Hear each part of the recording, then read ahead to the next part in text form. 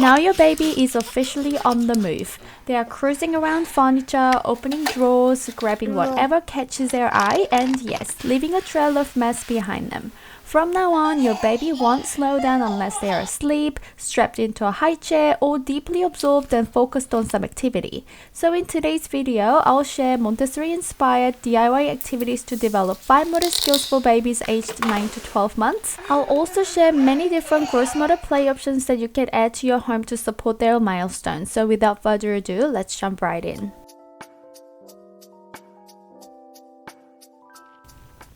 With their newfound freedom comes intense curiosity, so setting up a fully baby-proofed play area at this time is a must. And guess what? It might be a good idea to set up a little Montessori shelf where you can display some engaging activities for your baby. This is our living room area where Elijah loves to hang out. When it comes to creating a Montessori-style space for babies his age, the key thing is freedom of movement. It's not about buying fancy Montessori toys, it's more about letting your baby explore freely and learn in a safe environment. And then we can add some engaging activities based on your observations of your baby's interest. I'll share activities for fine motor skills first and move on to gross motor skills afterward. This activity helps babies develop dexterity and coordination through various hand movements. For this activity, you will need Velcro strips and milk bottle caps. The goal is for the babies to detach the milk bottle caps from the Velcro, which requires them to use their hand strength. I initially used the water bottle caps and they are quite small, so it can be choking hazard. So I ended up making another one with milk bottle caps, which are a bit bigger and a little more appropriate for babies at this age. For the next activity, all you need is some washi tape and a surface to stick it on. Just let your little one go wild peeling it off. It might seem simple, but it actually requires a lot of focus and fine finger control to find the edge of the tape and peel it. That's what makes it perfect for helping them develop their hand and eye coordination and problem-solving skills. And if you stick them horizontally, it encourages your baby to use different muscles.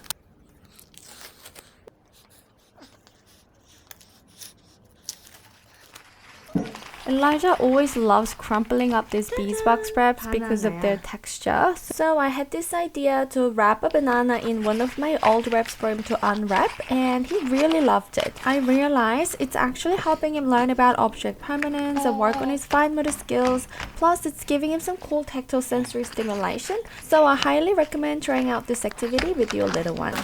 찾았네, 바나나? Banana. If you ever played peekaboo with your little one, you've helped them learn about object permanence. Basically, knowing things still exist even when they can't be seen.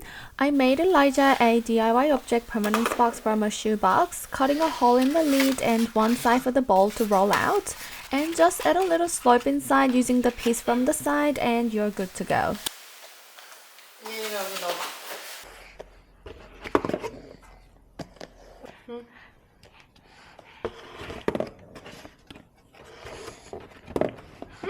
공이 어딨지? 오, 찾았네.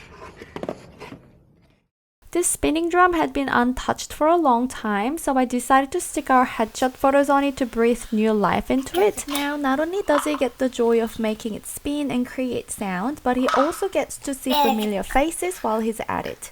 I know it looks a bit creepy with the stickers on our faces, but it's just for the video.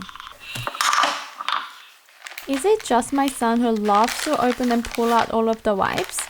To keep up with his latest obsession, I whipped up this cool sensory box using those lids. I threw in some textured paper and added objects with different feels. It's a great way to encourage him to use his thumb and engage in tactile sensory exploration at the same time. Another way to use the baby wipe lid is to cut out the lid of the formula tin and place the baby wipe lid on top of it and put some scarves inside. This will really satisfy the baby's desire to pull out tissues and wipes. Other than the DIY activities, let me show you some of the Montessori activities we've got at home.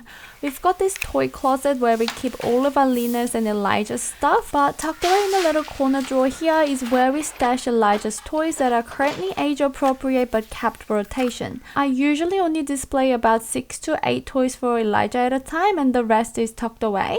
Here we have the stacker. These stacking blocks allow your baby to practice grasping with their thumb in coordination with the other fingers. Even if your baby can't stack them yet, it's still great practice to try grabbing and holding them. This is another type of Montessori stacking material. With this one, you've got to find the hole in the cube before you stack it, so it's a bit trickier than the first one. And this one requires a change in hand movement and a different grip. Definitely makes the baby think a little differently. And this DIY wooden ring stacker is the easiest stacking material, so you can introduce it to your baby as early as 6 months old. 뭐를 여기 넣어봐.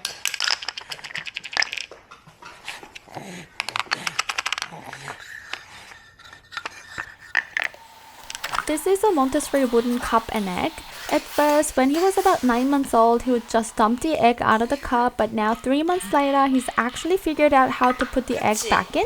And apparently, this little toy is helping him learn intentional grasp, fine motor skills, and hand and eye coordination. It also helps him use both hands together, which will be so helpful for future skills like getting dressed. Next one is the knobbed puzzle. It's the perfect one-piece puzzle for babies. It's simple, it comes with a big knob, so it's easy for your baby to grasp. Your baby's first interactions with it might just be pulling the pieces out, chewing on them, and banging them together, but even just grabbing the knob helps them to work on their pincer grip. You probably want to start with the circle ones first. They're the easiest since you don't have to twist your hand to slide them in correctly. Then you can gradually introduce the triangle and square ones too. I'll just briefly go through what we have in the drawer. These wooden animal figurines are great for language acquisition. You can put them in a little basket and name each item to your baby to promote the language. 그거는 얘랑 악어야. 참. 이거 뭐야? 악어. 얼룩말. 이건 얼룩말이야. 이거 기린. 그거는 기린이에요. When it comes to language acquisition, I have a small list of books that I highly recommend.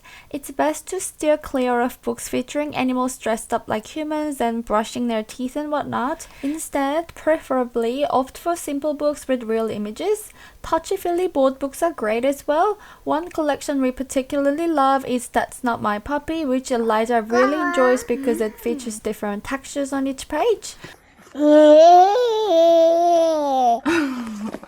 Another excellent collection is the Where is Mr. Lion series. These books come with felt flaps, adding an element of peekaboo fun. And we have this pop-up toy. You can literally make this toy pop by pushing it down and it pops right up. So not only can baby pull these packs out of the hole, but they can also learn to carefully place them back in the hole, which takes a lot of focus and hand and eye coordination. How about things that encourage gross motor skills? Making sure there's a lot of chances for them to practice standing and cruising by having low furniture is super important. When the furniture is at their level, it makes it easier for them to pull themselves up and move around on their own. This not only supports their physical development, but also boosts their confidence as they explore their environment. Realistically, it's impossible to remove every single danger in our home, so we focus on baby-proofing the cupboards that have dangerous stuff in them, like chemicals or sharp objects. For the rest, it's kind of a trust thing. Your baby will inevitably find things that aren't meant for them, but that's part of their job, exploring and learning. By allowing kids to actively explore their surroundings within safe boundaries, they learn how to be cautious and navigate potential risks as they grow. Have a basket with soft balls of various sizes and textures. Babies can grab, roll, and even try catching them, which is perfect for working out all those muscles and developing their coordination. A play tunnel is a great addition to your Montessori home because it encourages movement, especially crawling. You really want to make sure your baby doesn't skip crawling as it's so important for their overall physical and cognitive development. Research has shown that crawling engages both the left and right hemispheres of the brain, contributing to their neurological growth. So it's not just about getting those gross motor skills on point, it's helping their brains grow too. The last activity for gross motor skills is tissue box blocks. You know how expensive it is to buy a giant foam blocks for children, while these tissue boxes are only about $1 per box. They're perfect for building, knocking, kicking, pushing, and all kinds of physical movements for babies. You can just stack them when not in use and babies can smash and crush them, but guess what? You can still use the tissue at the end. So that's all for today's video. If you enjoyed it, it would mean the world to me if you could give it a thumbs up. And if you haven't already, subscribe to my channel. I make videos about Montessori parenting. If that's something you're interested in, consider subscribing to catch more of my content. Thank you for watching and I'll see you in the next video. Bye!